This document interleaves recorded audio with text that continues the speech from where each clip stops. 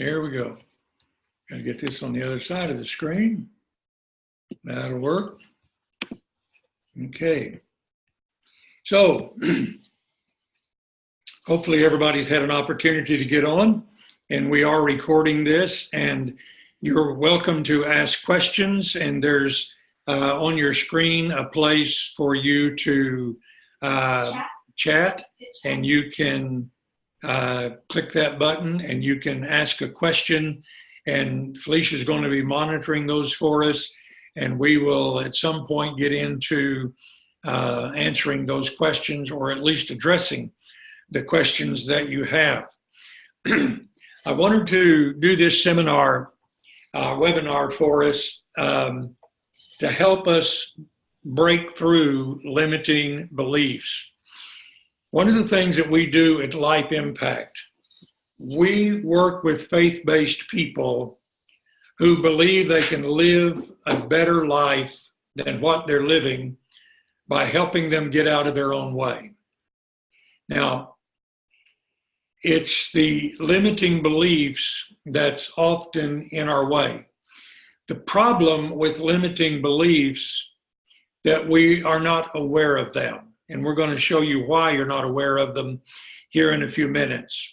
But all of us have beliefs that have been deposited into us over a period of time that become oftentimes the very thing that keeps us from reaching the goals that we want to reach or living the life that we want to live. Probably all of us, maybe some of you on this call, would fall in this category. You have a lot more potential than you're fulfilling. You have a lot more skill set than what you're using. In fact, I had somebody the other day just tell me, they said, I need to get with you because I've got a lot of skills. I've got a lot of training.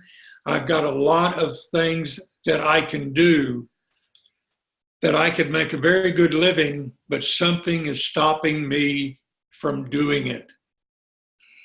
I read a lot of case studies, and I was reading a case study the other day of a woman who had scored 180 on her IQ test. That's in the genius level. She was voted most likely to succeed in high school. Everybody in college expected her to be a world shaker.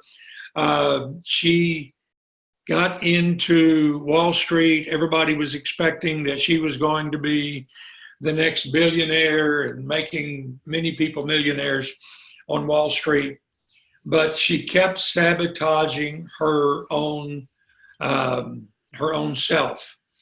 And it came about that the sabotaging behavior came out of a very small incident from an adult perspective, but was a very large incident from a child's perspective. And that perspective was the thing that was tripping her up in achieving her goals in adulthood. Once she identified what that barrier was, that limiting belief, her career took off. Now, limiting beliefs impact us in every area of our life. Limiting beliefs impact us in our relationships. It impacts us in our professional lives. It impacts us in our educational pursuits. I've worked with a number of people that were right at the brink of graduating from college and never finished that last course. Many of them have been what's called ABD, all but dissertation, in finishing a master's degree or a doctoral, and something kept them from finishing, doing that last bit. In sports world, we call that choking. You've got the ability to do it, but you don't. And you don't know why that you're choking.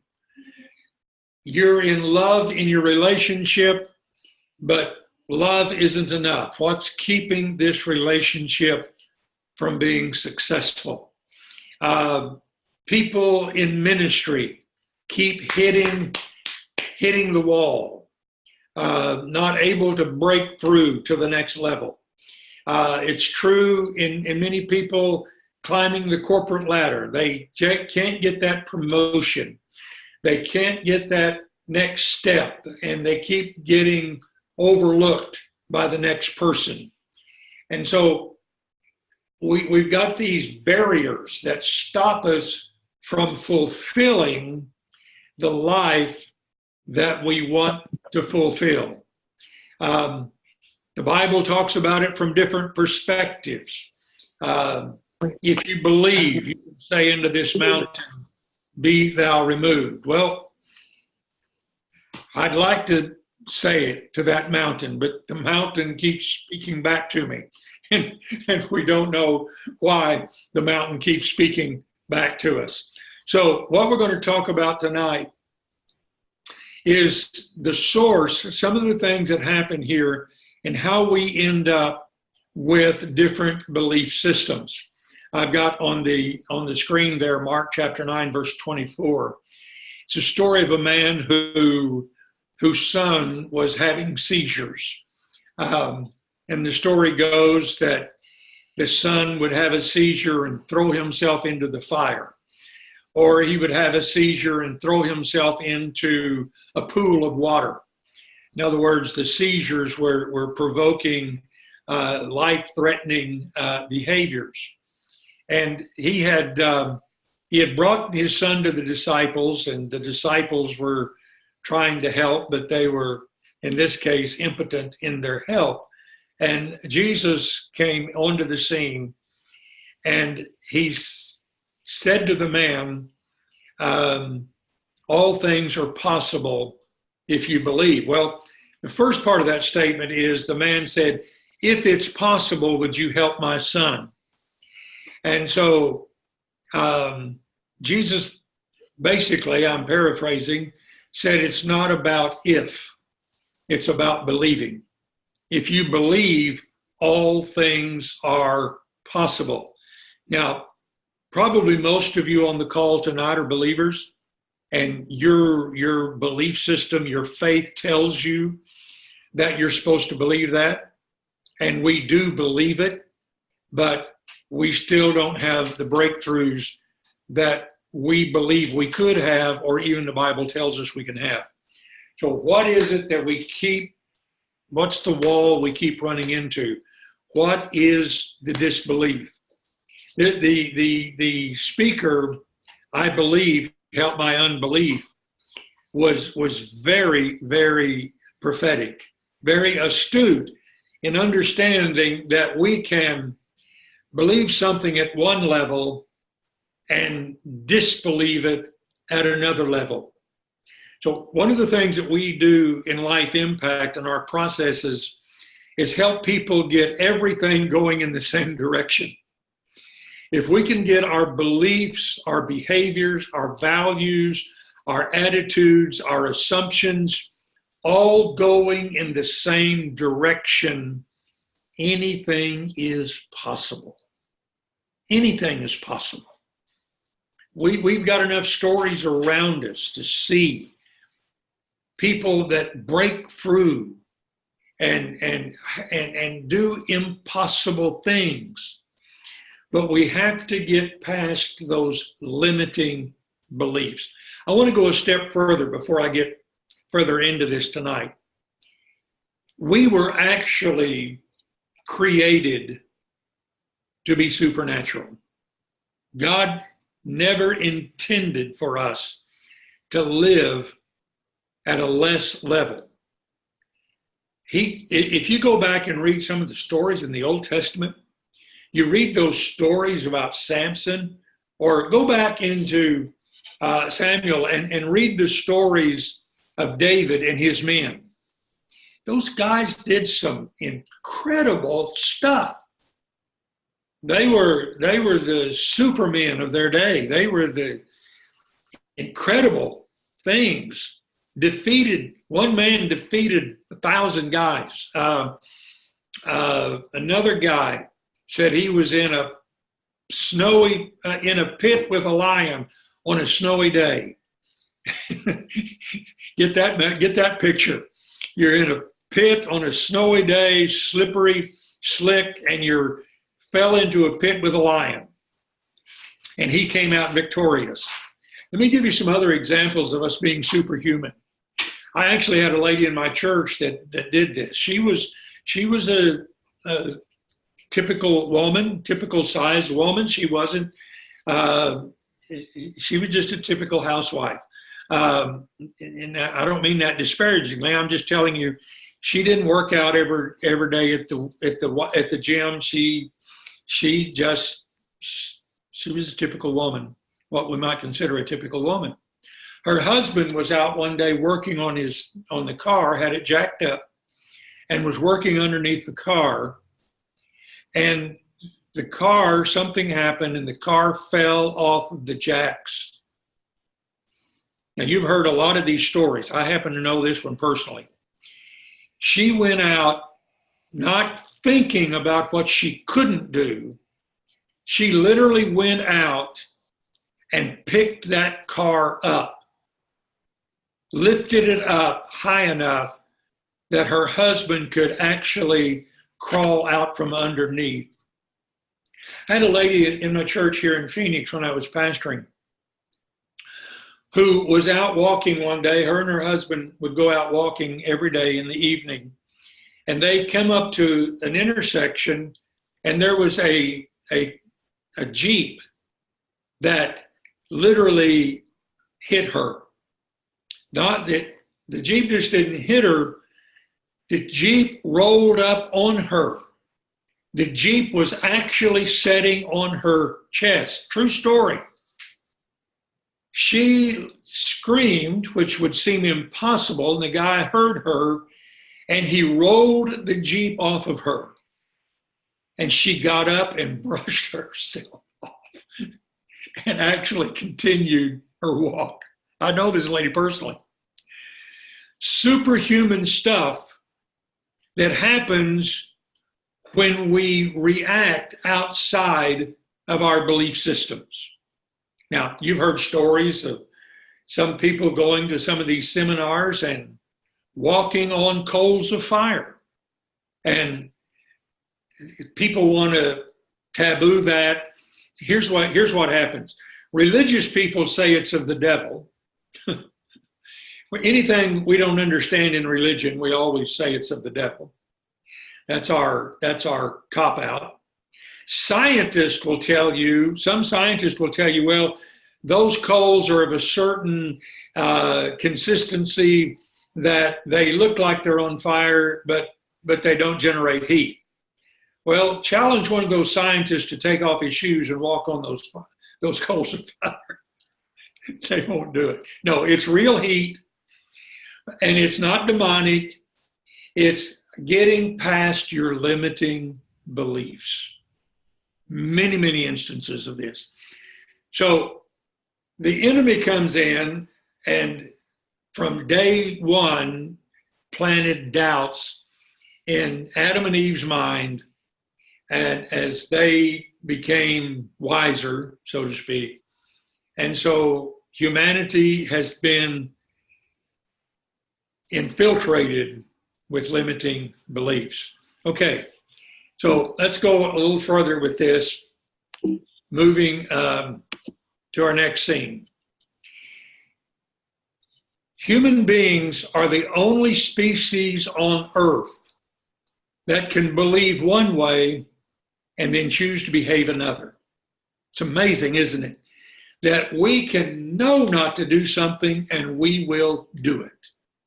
We know there's going to be consequences, but then we will do it. We will go against our values, go against our principles. No other species on Earth does that. They don't go against their nature. They're programmed, they're wired, but we've been given something called free will. Now, I want to qualify free will. Yes, we are free moral agents. God gave us free will. We possess free will on a conscious level and are controlled by our subconscious beliefs on another. This is where our limiting beliefs are stored. They're not stored in our conscious mind as much as they're stored in our subconscious to unconscious. And we're going to unpack that a little more as we go through this. The problem with our free will and our conscious mind versus our subconscious is that the subconscious mind's programming, if I can use that language, we're all familiar with computers, our subconscious mind's programs are in conflict with our conscious mind's desires. And here's where the challenge comes in. Now, we're putting it in language that we use today. The Bible talks about this over and over and over again, sometimes in language that's not as familiar to us as the language that we use today. It was very familiar to people in the original language, and very familiar to the King James people when they were writing, translating the Bible. If we got somebody with a helper in the background, if you could mute yourself, that would be very helpful. Can I get your phone? Come on, that maybe. How do you get out of this? Oh wait, here we go. What is that? There you go. Okay. Always have to have technical help. Okay, Felice. You're on there. Okay, I needed that to go away. Okay, sorry about that. Okay, so many of, I skipped here. I want to make sure I've covered everything. Okay, everything's messing up on me. This is real life video here, folks. Live TV. Okay. Perception is more powerful than positive thinking. Now, I want to be careful here. I'm not throwing the science of positive thinking under the bus. Positive thinking is very good. It's good mental hygiene. We don't want to quit having positive thoughts by any stretch of the imagination. But the problem with this is positive thinking is just that. It's thinking. Thinking is not the same as believing. Okay, that's an important concept for us to get. Just because you think something doesn't mean that you believe it. Maybe you've been told to think it. You know you should think it. You're trying your best to have good positive thoughts. But if those thoughts are in conflict with a belief, the subconscious is going to go with the belief. And we're going to show you why that's the case before we get through here this evening. So I want you to think about perceptions. Perceptions is what develops beliefs. Perceptions are our view of experiences which are accompanied with emotions and therefore produce beliefs that permeate every cell of our body. I want to talk about cells here for just a little bit. We have multiple cells in our body, millions of them that exist in our bodies. Every cell of your body, according to cellular biologists, every cell has its own memory. Every cell has its own belief. So if you were to take one cell out of your body and you could reproduce that cell, you would still have you and your memories and your beliefs. So everything is reduced down to that one cell, and that one cell reproduces you. That's what science is trying to do, is to recreate us. But my point is, if they did, they'd still have you. They'd still have me. Okay. So our perceptions, our beliefs, our experiences are all placed into our body. Now, if you have trouble believing that, think about body language. Body language, your body responds because of memory, our body language. If you have been hit and somebody raises a hand, you don't have to think about dodging, you just dodge. If you've ever been in a car wreck, T-boned, and you see a car in your peripheral vision, your body remembers that experience and it responds. Now, those are some of the obvious memories of our body, but there are some that are not so obvious, some that are very subtle. Sometimes we don't even know that they're there. We just know something keeps blocking us, and we're going to show you how to discover some of those limiting beliefs tonight. Okay. So our most influential perceptual programs, long sentence for beliefs, are downloaded into our minds before that we were 6 years of age.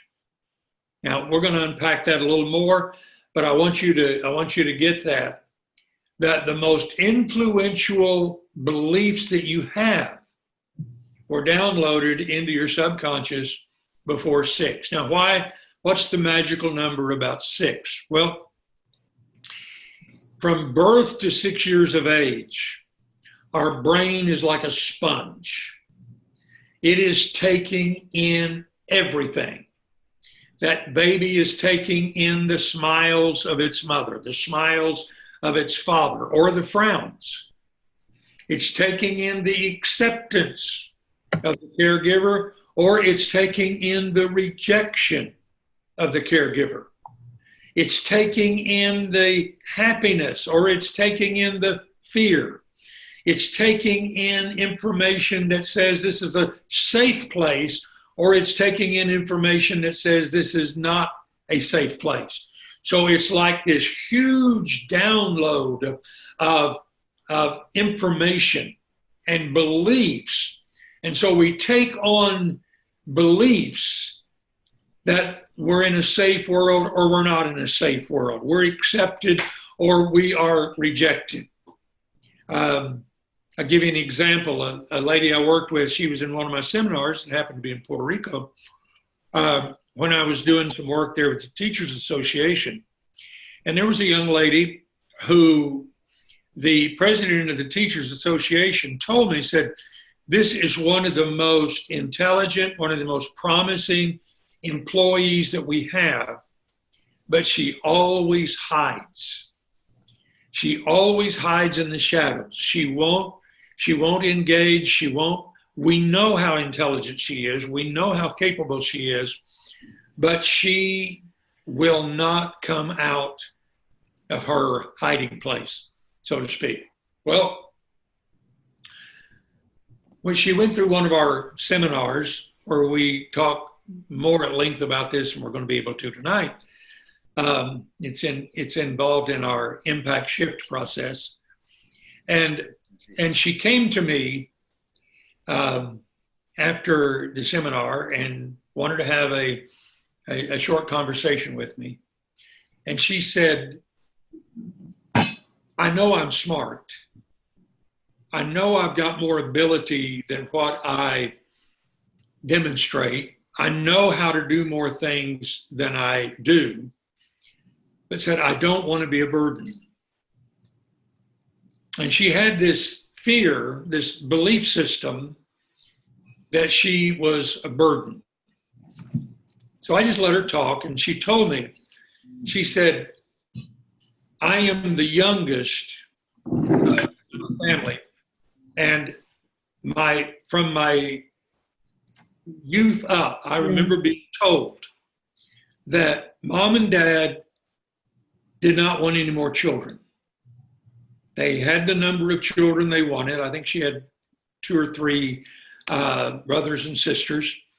She said, they had all the children they wanted, but she got pregnant. Mom got pregnant, and this girl was born. And here's what she'd been told. We love you, but we didn't want any more children. You have become a financial burden. No, we've had some dreams that we wanted to do, but we couldn't do those dreams because we had another child. So she literally grew up with the belief that she was a burden. Wow. Now here she is in the workplace, hiding in the shadows, feeling like she is a burden to other people. That's what I mean by our most influential perceptual programs are downloaded into our minds before we're 6 years of age. Now, after 6 years of age, we start thinking differently. We start seeing ourselves separate from others. And I won't get into that. This is not a early childhood education process, but okay, lost my place here. I'll get back to it. Okay, here we go. So if we want to change the way we believe about things, we have to change our mind. There's a quote from neuroscientists, and almost all neuroscientists say this: if you change your mind, you'll change your brain. Now, they're really echoing what the Bible says to us. Romans 12:2, be transformed by the renewing of your mind. Now, without getting too far off in the weeds here, let me just say this. Your mind and your brain are 2 separate entities, indistinguishable, but they are separate. Our brain has thoughts, and our mind processes those thoughts. Okay? So if we want to change the pattern of our brain, we change our mind and our perceptions about things. Now, the brain gets wired a certain way. Now, I've studied a lot of brain imaging. One of my favorite authors is Dr. Daniel Amen. Dr. Amen is a psychiatrist. He practices in California. He's a graduate of Oral Roberts University, a great Christian man. And he does a lot of brain imaging. And I've studied a lot of his material and his brain imaging. And here's what happens. Our brain gets wired in a particular way. And if we don't change that wiring, we can't change our behaviors. So it's not that we change the brain first, we change our perceptions first.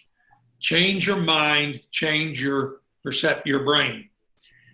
Be transformed by the renewing of your mind. Now, it's not talking about our conscious mind. If that worked for us, that would be great. But it's not talking about our conscious mind. So I want to show you, I've got a board here, and I'm going to try to work with this board here just for a minute. Some of you have seen this before, but I've drawn a mountain here, and the wavy line is the water line. And what is above the water line is about 10% of the mountain that I have tried to draw. It's like an island in the sea. Okay, 10% above the waterline is our conscious mind. Our conscious mind is very powerful, and I'll get more into that in a moment. Below the waterline is our subconscious to unconscious mind, below the waterline. Now, when you walk up to a waterline on an island, you can generally see to a certain depth, but the further you get out, the less visible what underneath is, and that's the way it is with our subconscious mind. At a surface level, we see some things, but the deeper we go, the more darkened it becomes. Now, it's here in our subconscious mind that we have deposited those values and beliefs. So every 90%, at least 90%, some people say 95, at least 90 to 95% of everything that we believe is at a subconscious level. Now, people that study this material and research it tell us that 80% of everything that we believe at a subconscious level is negative because of the way it was deposited. Now, nobody set out in your childhood to say, I'm going to program your mind negatively. But we all know, first word a child generally learns is no. And so they start repeating no. As we grow older, no becomes I can't. And then as we get older, no becomes I won't. I don't have time to unpack all of that. So if we want to change, we have to start at that subconscious level. Change requires more than good intentions. Somebody said to me recently, it was going through one of our processes, said, this is hard work. And I said, sure, it's hard work. If it was easy, we would have already done it. If we could snap our finger and make it happen, we would have already done it. Sure, it's hard work. See, wanting to change is the decision at a conscious level. Creating change is renewing our mind at a subconscious level. So we have to understand our two belief systems. As we understand our two belief systems, we start getting a handle. And it's no longer about, I've got to believe harder. Hello? It's no longer about, I've got to think stronger. I cannot hear you. Somebody's saying they can't hear. You probably have your volume off. So check the volume. If you're not being able to hear, They might be talking. check your volume, and you can send a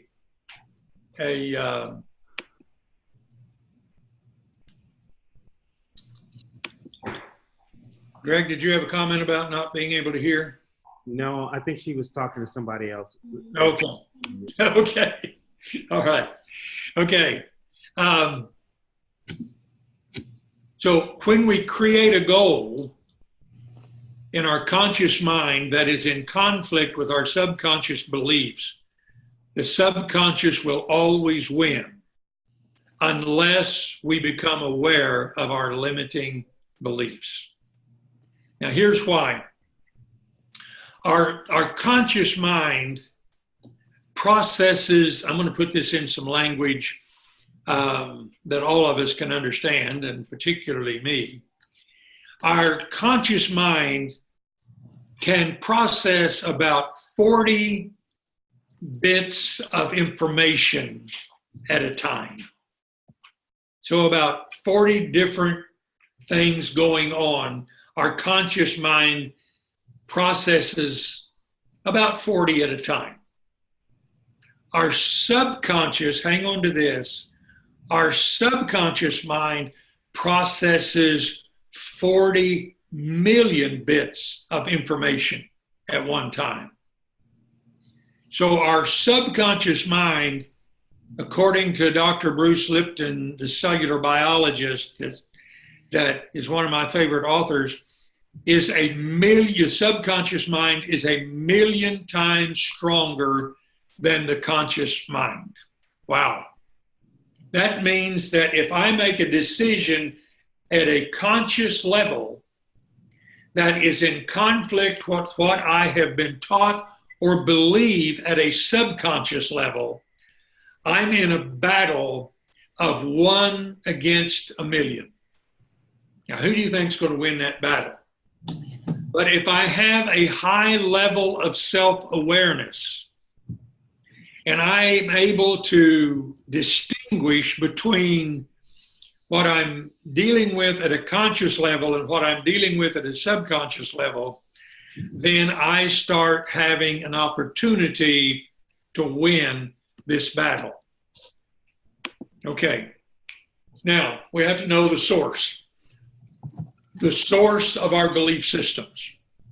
I want to give you 3 of them, and these are the primary 3, and anything else would fall under one of these categories at some point or another. Our first programmed perceptions are acquired through inheritance. It's genetic. Now, this happens in the womb. A lot of things happen in the womb, in our mother's womb. Now, some of these are literally passed down from generation to generation. I read something recently about a study of some of the offspring of Holocaust survivors. And this goes to 2nd, 3rd, and 4th generation. Those numbers might sound familiar to you. The unmute for us. It goes down to 3rd and 4th generations, that people, offspring of the Holocaust victims, had behaviors of their ancestors that was in the Holocaust. They behaved at times as though they had that memory. Now, I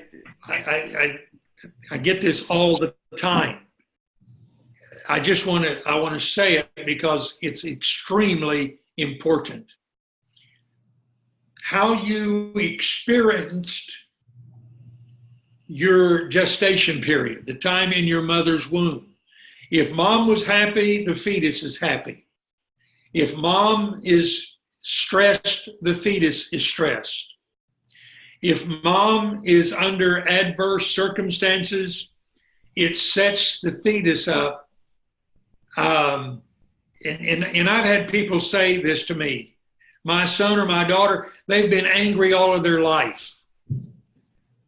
They were born angry.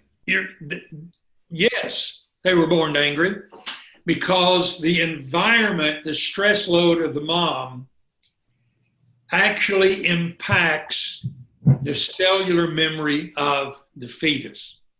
Now, don't get discouraged here. I'm going to give you some answers, all right? Number 2, second source comes from experiential memories downloaded into the subconscious mind in our mother's womb and patterns while we were in the womb. Okay, I got ahead of myself. Number 3, the most influential, those others exist, but the most influential perceptual programming of the subconscious mind occurs from birth to 6 years of age. We've already talked about that, but I'm showing you the progression here.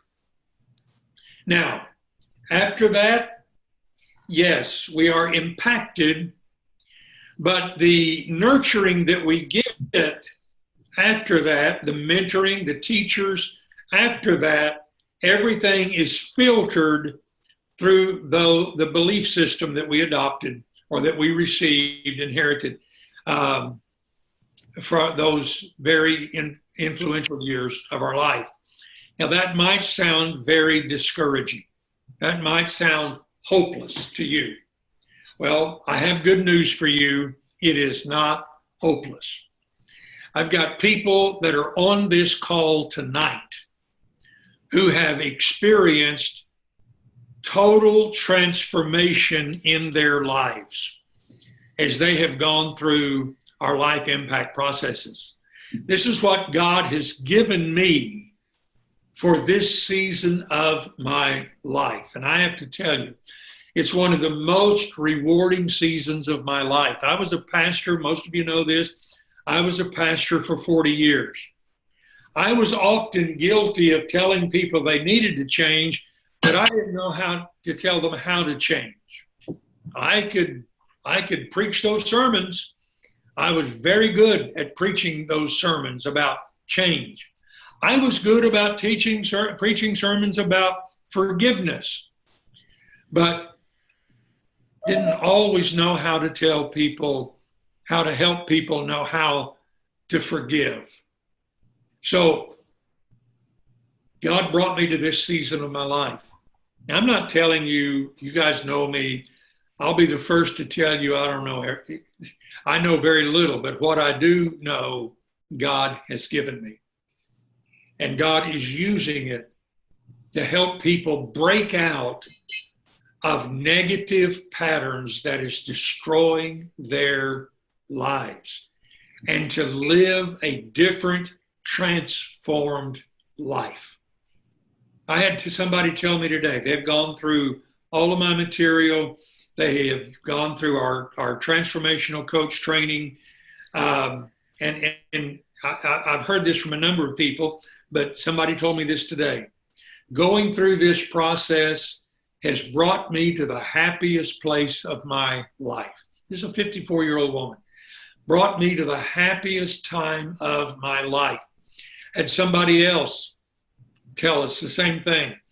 Middle age, tell us the same thing. This is the most fruitful time of my life, because we're not here just to tell you what the problem is. We're here to tell you that we have some ways of helping you break out of those old patterns and start living as God intended for you to live. So we're going to look at some of those tonight. Now, I want to remind you, you've heard me say it over and over, it's a process, not an event. For those of you that are students of the Bible, I'll give you a great example of this. Israel being delivered from Egypt was an event. They packed up one day and left. Got to the Red Sea. God divided the Red Sea. They walked across, and the Red Sea devoured and drowned the Egyptian army. It was a big event. It was colossal. It was magnificent. They tried to capture it on film and done a pretty good job, but it still doesn't capture how big that event was. But the process took place in the wilderness. So God can heal you today. That's an event, but you've got to learn to walk in healing. That's a process. God can deliver you financially today. That's an event. You got a windfall. You got victory. Something came through. But learning to live in financial freedom is a process. Researchers tell us that 80% of the people, hold on, stop this from happening, that 80% of the people that win the lottery are broke within 4 to 5 years. They had an event that changed their financial status, but they didn't go through the process to live in that place. I read this recently, and I told the group about it last Saturday. J.K. Rowling, the woman who wrote the Harry Potter book, and it became such a phenomenon, was homeless, literally living on the streets. Her statement was, I was as poor as anybody could be. Started writing, got this, despite how you feel about the Harry Potter stuff, is not the issue. She is the first author to become a billionaire. That's with a B.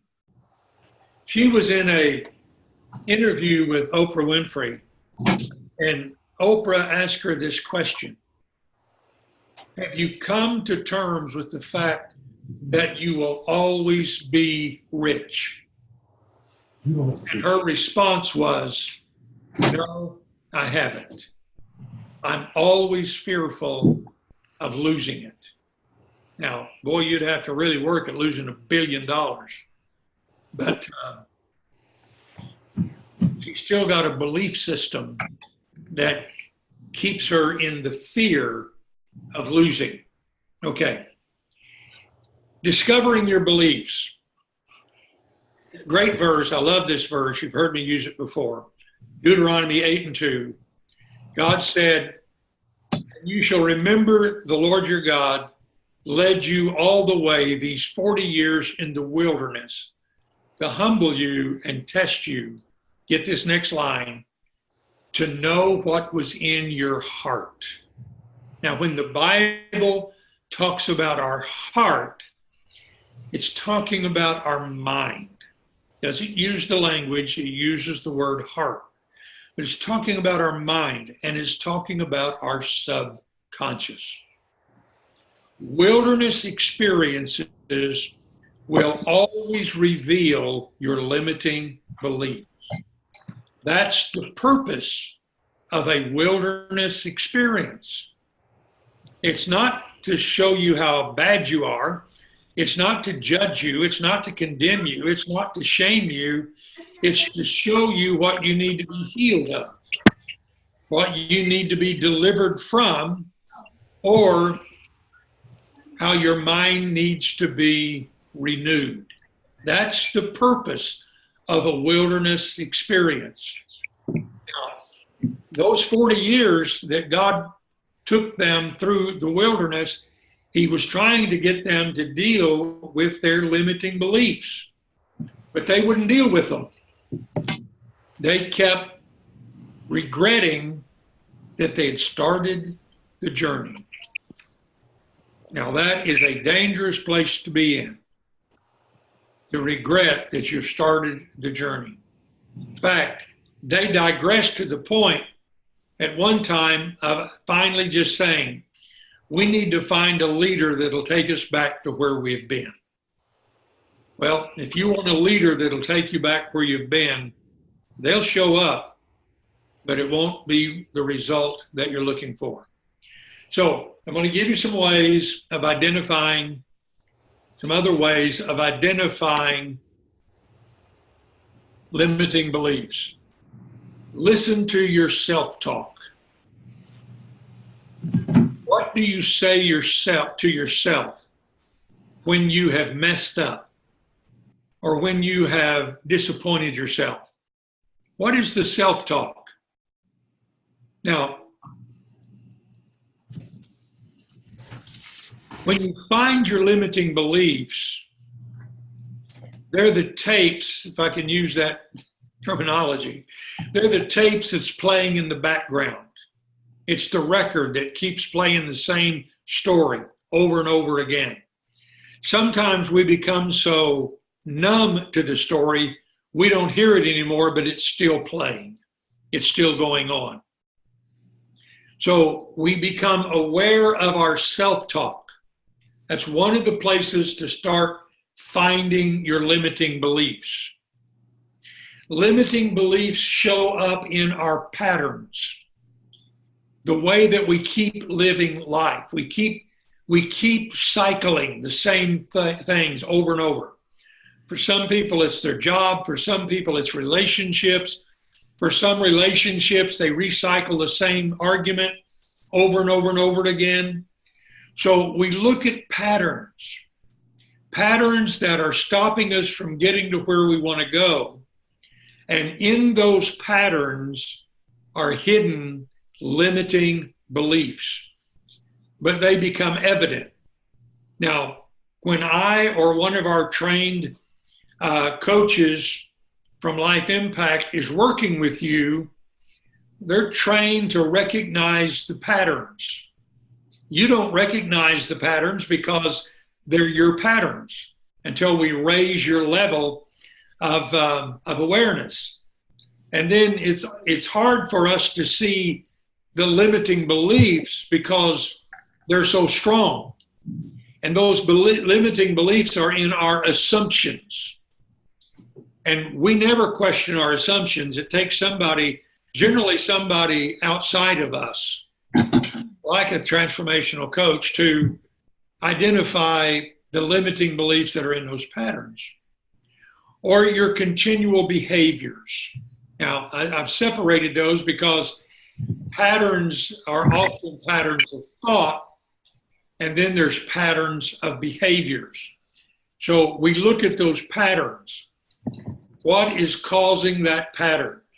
Now, here's where we have to get very curious and very compassionate, because the moment you judge a limiting belief, it'll go into hiding. If you judge it, condemn it, or shame it, it'll go into hiding, and it'll even get stronger. But we get it exposed so that we can shine light on it. Okay. Hidden beliefs are revealed in our destructive behaviors. Your feelings, when your feelings are not, I'm going to give you four ways of identifying limiting beliefs besides the ones I've already given you. Identify your feelings. When your feelings are not proportionate to the current reality, you're most likely responding from old memories that's being triggered. In other words, the current situation, the behaviors, the feelings don't line up or in proportionate to the current stimulus. Your thoughts, if your thoughts are not congruent with your present situation, then you are responding out of painful memories that you might not even be aware of at a conscious level. Your behaviors, when your behaviors are in conflict with your goals, you're most likely functioning out of hidden beliefs that produce unwanted behaviors. And then there's the unconscious control of behaviors. We call this being emotionally hijacked. When we get emotionally hijacked, we have lost control of our emotions, and it's the result of hidden beliefs that drive our behaviors. Now, it's not unusual for people that are making progress and they're really feeling good about their progress. I've had this experience with people on more than one occasion. I've had this experience with myself, thinking, wow, I've been doing so good, and then I lost it. I lost control. What happened here? And we tend to want to then take away all the progress and say, there's no progress at all. Well, no, that's not the way to proceed. When we get emotionally hijacked and we come out of it, being emotionally hijacked is kind of like being drunk. You behave in ways that later you wished you hadn't behaved, and you come out of the emotional hijacking. And by the way, people that get emotionally hijacked have emotional hangovers. They get paralyzed. They can't function. They've got an emotional hangover. But when we get back to clarity, instead of beating ourselves up for being emotionally hijacked, we have to have compassion and curiosity. What is brought to the surface that needs to be healed? That is a powerful, powerful, transformational moment. Okay, now, what do? breaking through limiting beliefs.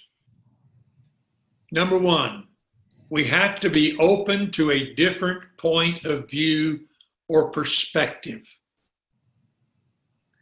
You have to embrace this, and I'll say it again here in a few minutes. You have to embrace this. Just because you believe something doesn't mean it's true. Now you got to wrap your head around that. It might be true from your perspective, but it might not be true from a different perspective. Okay. Now here's the problem. We tend to filter everything through our past experiences. You've got this little thing in your brain. It's shaped like an almond. It's called the amygdala. The amygdala in the brain is your memory storehouse. It's a memory library. So every experience that you have had is stored in the amygdala. So when you have a new experience, you've got a little librarian. Now this is too simplified, but go with me here. You got a little librarian in your amygdala. You have a new experience. It looks for a similar experience you've had in the past and said, okay, here's how what you're supposed to believe about that experience, because that's the way it was before. So you believe the past experience is to be used in the present. Hope that makes sense to you. I'm trying not to get too far off in the weeds. But you have to be willing to have a different point of view. Without a different point of view, you've got a closed mind. And you're going to filter out everything that doesn't agree with your past experience. If a past lover, or husband, wife has been unfaithful, you're going to believe that the person you're with now is unfaithful, because you're going to judge them by your past experience. I could get into a big thing here about that, but hopefully you've got it. Number two, you've got to have a great deal of compassion, curiosity, and patience with yourself. Got to give yourself some grace. Shame, guilt, condemnation will not break through limiting beliefs. It will fortify your limiting beliefs. Okay? Practice receiving love and giving love. Close-minded people. Now, if you want to argue with me about this, I'd be happy for you to sign up for one of our packages, and I'll help you with it. Close-minded people don't know how to love or how to receive love. I want you to think on that for a moment. Closed-minded people are limited. I'll say it another way, are limited in the amount of love that they give and limited in the amount of love that they receive. So you got to be open to receiving love. And then be committed to personal growth and development. You got to be committed to the process. Now, that's what we provide at Life Impact. A process for you to commit to that will bring about growth and development. I was talking with one of my clients today. He's probably on this call. He told me he was going to be on the call tonight. But I was talking to him today, and he was talking about how this process is transforming his life. And I said, yes, and I'm encouraging you to stick with the process. And he said a very powerful thing to me. He said, this is a process I will have in my life from now on. This doesn't end when my program is up. This is something I will do for the rest of my life. That's the kind of tools that we equip you with in Life Impact.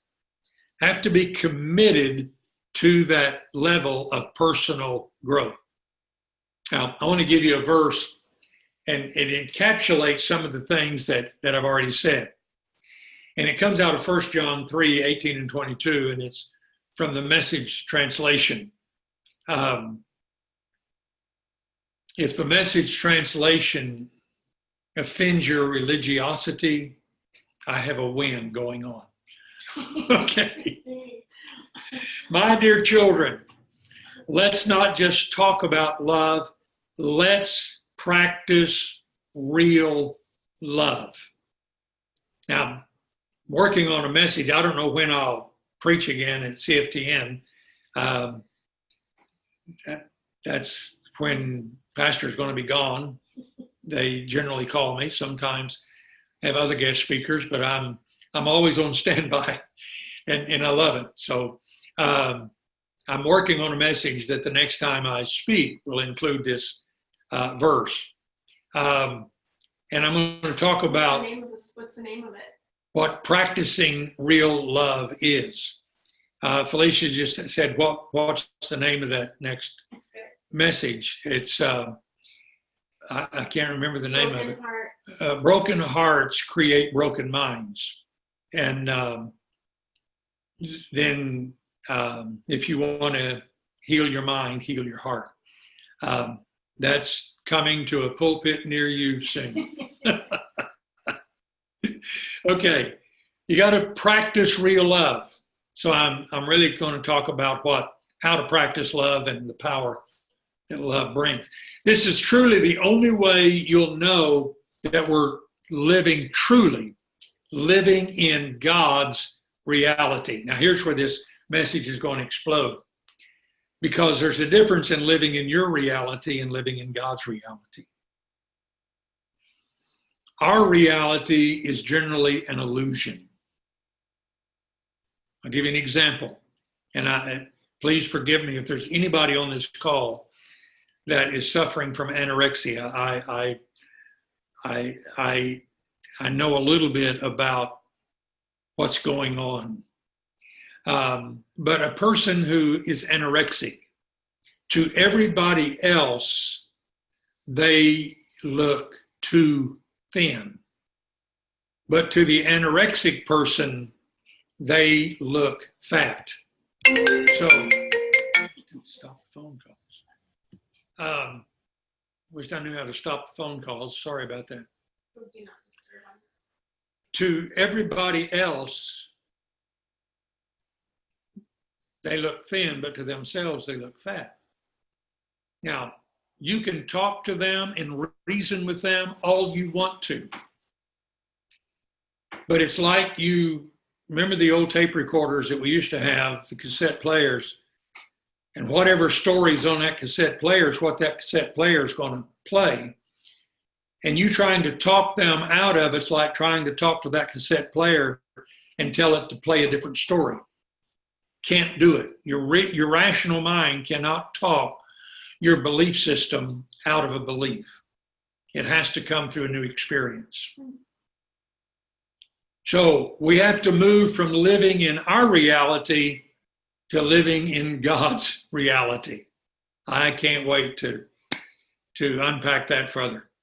It's also the way, now think about this, it's also the way to shut down debilitating self-criticism. Even when there's something to it, even when you're guilty of your own criticism. For God is greater than our worried hearts and knows more about us than we know about ourselves. And friends, Once that's taken care of and we're no longer accusing or condemning ourselves, we're bold and free before God. We're able to stretch out our hands and receive what we have asked for because we're doing what he said, doing what pleases him. What pleases him? Practicing love and living in his reality. We have processes to help you get from where you are to where you want to be. Now, if you think you can do it on your own, let me drop a line from Dr. Phil. How's that working out for you? Yeah, I'm speaking out of experience. Doing it on your own doesn't always work out very well because we don't have the tools. You can only use the tools you have, and if you don't have the tools, you can't do it. Well, God has given me some tools that are being very, very fruitful in many people's lives. So I'm going to have Felicia to come and wrap this up tonight. Next slide. And talk about Next slide. what's next.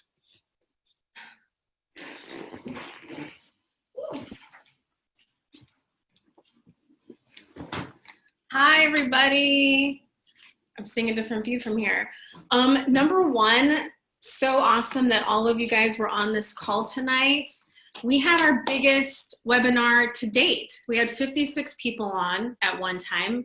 Only a few have dropped off. For you all to hang in there on a Thursday evening after I'm sure you had work and everything else goes to show just how committed you are to your own personal growth and to experiencing transformation. And that is our goal, our prayer, our vision. Like, we're excited that you were on the call tonight because you got tools to identify your limiting beliefs. Understand that you do have limiting beliefs that are counteracting what you're trying to do. And you know what? Our hope too is that you share this information with somebody, that you share what you learned. Also, because when you share what you learn, it helps get it, like Doc was talking about, in your subconscious. It helps get it concrete on the inside. So share with somebody tonight what you learned. And again, thank you that you were part of our biggest webinar yet. We do plan on having these more often, at least once a month. So make sure to check the emails that we send out to you. And yeah, we hope you did get some tools tonight. Someone wrote on the chat that she was experiencing transformation right on this webinar, and that is so amazing. That is what we want. Our hope and our prayer is to see people's lives transformed, living out their purpose, their destiny, getting unstuck, figuring out what's keeping you from getting where you want to be, which, guess what, is you, is usually you. And so for everybody on the call tonight, we did want to have an offer for you all. Like Doc was saying, we do processes. Because you know what, transformation is not an event. It's not going to happen just on one webinar. It is a process. And just like he was sharing with the client he had today that shared that this is going to be my whole life. These are tools I'm going to use for my whole life. That is so awesome to hear. That is what we hear all the time, but every time we hear it, we get so excited because we know that one more person's life's been changed and they're going to go ahead and impact other people's lives. So for everybody on the call tonight, we have 10 slots available. 10 slots for a free breaking through your limiting beliefs session with Doc. We only have 10 slots. There's certain times. So if you are interested in it and you've not had a session with Doc in the last year, there is a little kicker there because we do have people that try and do that. So not that we have anything against that, but we want to have people that want to have the opportunity to have a session with Doc. So if you are interested, send an email to info, I-N-F-O, at lifeimpactllc.com. That email again is info@lifeimpactllc.com. Go do it right now if you want one of those slots. And you're going to receive an email from Lourdes, our admin extraordinaire, and she's going to let you know the slots that are available and then pick, 3 that'll work for you. And that way we're accommodating everybody as they email in. We also have a transformational coach certification beginning next Thursday. It's a 16-week process where we go first into our impact shift process. It starts with that, where you become the best leader of yourself, because you cannot lead others well if you don't lead yourself well. In fact, you will lead others into your own issues. So we make it mandatory. There is no way around it. You have to go through that process before you can go through the transformational coach certification portion. So we put it all together. And so we love doing personal transformation. We love doing Doctor's marriage packages. Our real niche, our real thing is that we love training transformational coaches, because then we know that it multiplies, and we know that they can go impact their world, and they can go and make change in the world that others then are able to live out the transformation in their lives. So if you're interested in that, include that in your email. And we will be sending out an email tomorrow with this recording. So you can share it with friends, you can listen to it again, take notes. We'd love to hear your aha moments. So yeah, stay connected. Again, send that email if you're interested in the session, because like Doc said, we all need help getting to where we want to be. If you ask any successful person how they got somewhere, they had a mentor, they had someone walking them through the process to get where they want to go, someone that's already been there. And so, yeah, thank you so much for being on the call tonight. We are so grateful for you. We're thankful for you guys made this a great evening.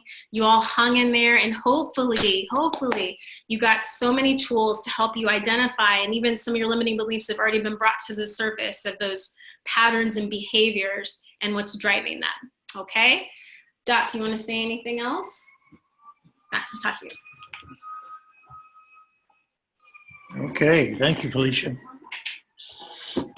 We are excited about everybody that's on, and many of our coaches are on this call tonight, and we're thankful for all of them. God has blessed us with a tremendous team of coaches, and we are working to help them become successful in their business as well. So when you become a part of the Life Impact community, part of our Impact Tribe, we're all committed to your success. So if God is speaking to you in any way about becoming a transformational life coach, we call it transformational life coach, because what you get from Life Impact is more than you're going to get from any other training program that I'm aware of. And I stay abreast to that all the time. You get it faith-based, number one. Number two, it's backed up by science. And number three, it's stuff that we've all experienced, and you become a product of the product. That is the most powerful thing that we can do for you. Many people go through our transformational coach for their own personal growth. Some do it for the agencies they work with.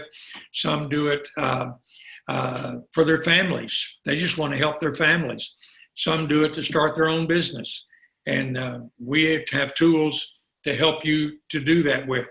So if that's an area that you're interested in, please let us know. We'd be happy to share more information about that with you.